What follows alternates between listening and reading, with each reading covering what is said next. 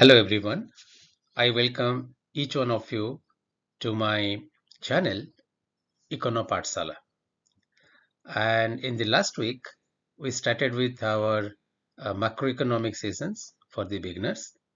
So in last session, I discussed about GDP and economic growth as a set of key indicators to define overall macroeconomic environment in an economy. Okay. So in that session, we discussed about how GDP stands for the overall economic activities in the sense overall production, income generation, and spending in an economy, and it that way stands for the overall economic welfare in an economy. And we discussed economic growth is the rate of change, that is the percentage change of GDP in the current year over the previous year. So if economic growth is high, it suggests overall production, income generation, and spending in an economy growing at a rapid pace. Uh, Today, we'll be adding two more indicators to this discussion about macroeconomic environment. GDP reflected the size of the economy and in a way overall economic welfare. Today we'll be discussing about employment, which is again related to the economic welfare of an individual or an household or a household. And then we'll also discuss about prices, which stands for the cost of living and how they define or reflect different aspect of the macroeconomic environment. So, in general, when production is more, that is when GDP is high, the employment generation also will be good, and that should stand for higher economic welfare. Most of us, we basically contribute to the production process as workers, engineers, entrepreneurs. So we earn our wages and salaries or profit by participating in the production process, as we discussed in the last session. So higher industrial production, higher farm production suggest the employment generation will be higher. So with employment, households earn income, and this income is used to buy various goods and services, reflecting their standard of living. So in general, high employment is associated with high production, and high unemployment is associated with low production, which we suggest as recession or economic stagnation. But always it is not true. Let me start with this thing. Of course, we are familiar when economic growth is low, that is, there is economy suffering from a recession or stagnation, then not much additional jobs are created because the requirement of additional production becomes low. On the other hand, because of lack of sale and shutting down of the production, the existing workers also are laid off. So, economic recession is hard time for the new prospective workers who are likely to join the job market, as well for the existing workers who suffer from either layoff or pay cuts. And as our spending on various goods and services, which define our standard of living, is critically dependent on our income. So high unemployment reflects, stress and miserable life for many households uh, who are basically losing jobs or not able to find a job. That is general in economic recession, but sometimes even when economy is doing well, there is a disjoint between employment creation and the level of production. Many economists and experts term the phenomenal growth experience which India witnessed during the post-reform period, from 92 onwards, growing at the rate of nearly 5%, nearly 6.5%, but adequate jobs are not created. So people refer to this period as a period of exclusive growth. Economy is doing well, GDP growth is high, but adequate job is not created. So, basically, given the importance of the employment, For economic welfare of the households, economists separately measure about labor market indicators along with economic growth. They sort of assess the overall economic conditions or economic environment. So there are two critical indicators pertaining to the labor market. One is unemployment rate, which is number of people who are unemployed over labor force multiplied by 100. Each of these term I'm going to define in the next slide. So just remember the formula. It is the unemployment rate is equal to number of unemployed people divided by labor force multiplied by 100. So it is expressed in a percentage term like 7%, 9%, 10%. And labor force participation rate is another key macroeconomic indicator, which is defined as labor force divided by working age population multiplied by 100. And these two indicators are used together to assess labor market condition in an economy. So this is a example I'm giving. Assume the population in a country is 100 million. Out of that, we have to segregate the working age population. In general, people below 15 and above 60 or 59 are excluded from population to arrive at working age population. So in this example, out of population of 100, we are excluding 25 million. 100 out of 100 million, we are excluding 25 million, which are basically people under 15 or above 60 years of age. So that is 75 million is our working age population. Now, out of the 75 million working age population, not everybody is willing for work or looking for a job. For example, students undergoing higher education, they are basically maybe above 15, but they are not looking for the job. After completion of education, they may be looking for job. So they should be excluded when we count labor force from working age population. Similarly, parents who are staying back at home to take care of the kids or taking care of household stuff, they are not part of the labor force. They are not looking for job. And maybe people with disabilities, they are not looking for job. So this way, if we are excluding the people who are within the working age population but not actively looking for job, so then we get what is labor force. In this example, we have labor force of 60 million out of working age population of 75 million. And among them, say if there are 54 million people who are already working, already employed, we count them as employed. And there are another 6 million people who are looking for job actively, but they have not found a job as of now. So they are counted as unemployed. So then using these two indicators, we can define, unemployment rate as 6 million over 60 million multiplied by 100. So 10% in this example. Similarly, labor force participation rate is equal to 60 million divided by 75 million multiplied by 100. So it is around 80%. Now, why these two indicators are used together? There could be some situation when the unemployment rate could be low, but labor force participation rate could be low also. So that need not suggest a good, labor market condition. Okay. So for example, in the United States, prior to the global financial crisis, if you compare the growth, the unemployment rate, so maybe around 2005-6, unemployment rate was around 4.4%. And if you come to sometime 2016-17, maybe unemployment rate was down at 3.3%.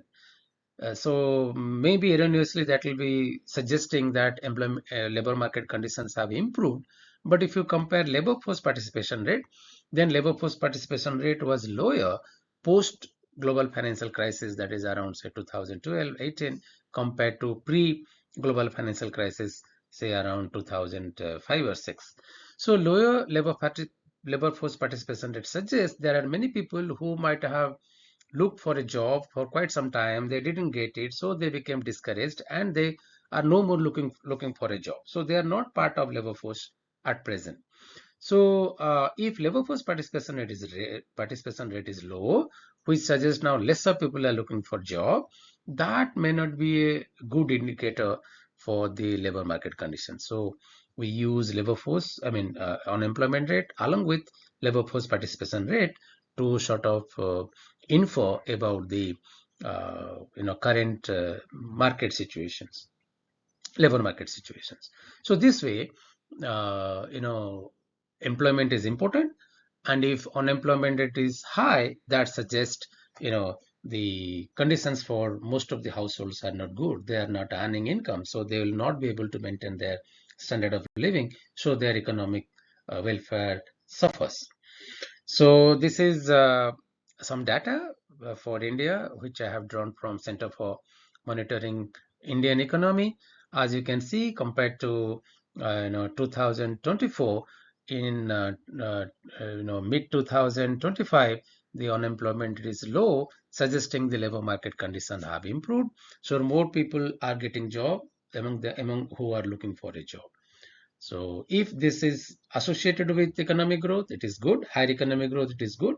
But sometimes, even with higher economic growth, the labor market conditions may not be good. Okay, I'm giving a similar example here. So as you can see, this is unemployment rate as published by CMI, Center for CMI, Center for Monitoring Indian Economy. So, as you can see, around 2021, unemployment rate was quite high, 25%, reflecting the, depressing conditions, due to COVID pandemic. Otherwise, the unemployment rate was largely, around 5 to 10% in India. So this is a period you see towards uh, you know 21 22 when economic growth had revived, but unemployment was relatively high compared to, you can see, early 2017 when unemployment rate was low, less than 5%. So I mean, what I mean to suggest, along with economic growth, the information about the labor market gives us some additional information about the employment conditions, so the economic welfare of the households. Now let me come to inflation. Why inflation is important? Inflation is basically a condition where prices of goods and services surge in general. Okay, so there is a continuous surge in the prices of goods and services. See, different prices of different goods and services move differently. You may see sometimes price of dal is rising at the rate of 10%, whereas maybe price of fruits rising at the rate of 20%, and some prices may be relatively stagnant. So if we're talking about prices of individual goods and services, they move in different direction, although most of them keep on rising. And those prices are rising, they rise at a different pace. So to understand what is happening to the cost of living of an individual in general, economists monitor the movement in general prices. What do we mean by movement in general prices? So assume my consumption basket includes some groceries, some vegetables, some fruits, some milk, petrol, house rent, education fee for the kids. So assume I have some 50 to 100 items in my consumption basket in general. So how the prices of each of the goods and services in my consumption basket are moving, based on that, I can basically construct a cost of living index for me. So many of you might heard of CPI, Consumer Price Index. So Consumer Price Index basically reflects the summary movement of prices of different goods and services in the consumption basket of a typical Indian. Okay, so sometimes the movement in CPI could be at a lower rate. For example, maybe the percentage change in CPI, which we call as in a period compared to the previous period, maybe 5%. Say in 2024-25, maybe inflation is around 6% counted by CPI percentage change. But there could be some prices of goods and services which may be rising at a much faster rate compared to the overall prices. So sometimes people sort of complain, the economists are telling prices are rising at 6% or inflation is 6%, but the prices of pulses, prices of dal are or prices of cooking oil is rising at is doubling compared to last month. And how it is possible? See, this is the reason. Maybe prices of pulses or cooking oil is rising at a faster rate, but prices of some other goods, I mean most of the goods in a consumption basket may be rising at a lower rate. So inflation can be 6%, whereas prices of a select items in your consumption basket may be rising at a much faster rate compared to that. So why we're bothered about inflation? So basically the CPI, which I said as an indicator of cost of living, that reflects how costly is my consumption basket, the bundle of goods and services which I'm consuming, how it is costly in the current year compared to the previous year. If I want to assess, then I'll be depending on inflation. So basically, if inflation is high, that suggests my cost of living is rising at a faster rate. So the my consumption basket is say if inflation is 10%, so this suggests is it my if my consumption basket cost me maybe $100 last year, so this year it is costing me around $110. So why it is relevant for our discussion in macroeconomics? Someone's income may be rising at a rate of 10%. If the cost of living, that is inflation, is rising at 20%, so that suggests for the given income, the individual or the household can afford lesser amount of goods and services in the current period. So along with income growth or economic growth, economists use inflation to assess the overall economic welfare of the households. So, if inflation is low, whereas economic growth is high, that suggests that in net, the people can afford higher, amount of consumption of goods and services, suggesting their economic welfare is improving. So the way we discuss that GDP reflects size of the economy. Similarly, a CPI, which is a price index, which is summary measure of different goods and services which an individual is consuming, reflects the overall cost of living. Economic growth reflects the rate at which production, income, and spending, real spending are increasing, and inflation is reflecting the rate at which cost of living is increasing. So that way, both are critical to assess the macroeconomic environment in India. I mean, in any country. So this is basically the movement of CPI inflation in India in recent years, particularly after 2016-17. In 2016, the Reserve Bank adopted inflation targeting in conduct of monetary policy. So basically, RBI using inflation targeting framework basically tries to ensure price stability, and the current mandate is the RBI should keep CPI inflation within the band of 2 to 6%, which largely RBI was successful to do, as you can see in the graph. So when prices are stable, it is good for maintaining the standard of living of the people with stable prices. I mean, with some moderate rise in the cost of living. Now, economists compare unemployment rate and inflation and ability of the policy authorities to moderate both. Let us understand inflation is bad and it reflects the rise in cost of living. If inflation is high, then my cost of living is rising. If my cost of living is high, so that suggests my standard of living is suffering. On the other hand, if unemployment rate is high, that is also bad, which is reflecting my purchasing power is shrinking. So both are bad. So now the unfortunate thing is, in the short run, reducing both is not possible.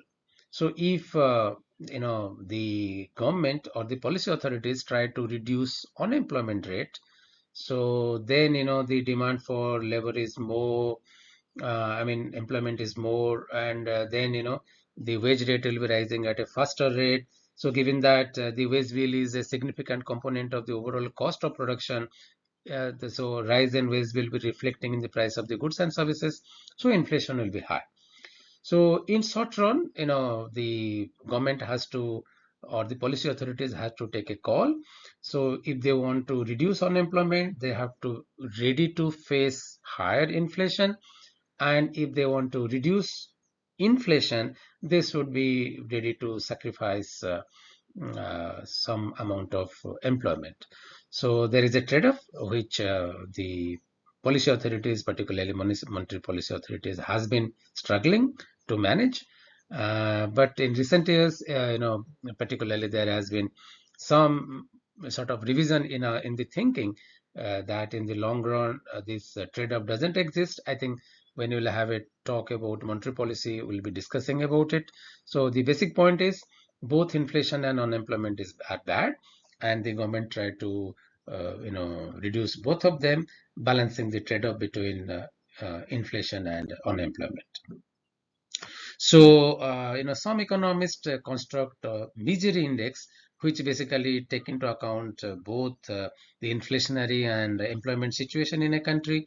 So, as you can see, in 1970s, late 1970s, early 1980s, the economy suffered from both high unemployment and inflation. So, you see the misery index is high. So basically, misery index reflects a combination of evils like inflation and unemployment.